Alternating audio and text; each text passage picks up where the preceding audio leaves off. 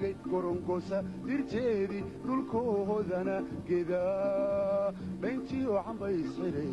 kaliba xilmaha dhigo waxaan kaloo la dhaygagay gorongosa dirteedii dhulkoodana gedaa dhayntiyo cambays xidhay kaliba xilmaha dhigo anigoo ku dhuuntu iga soo dhex saari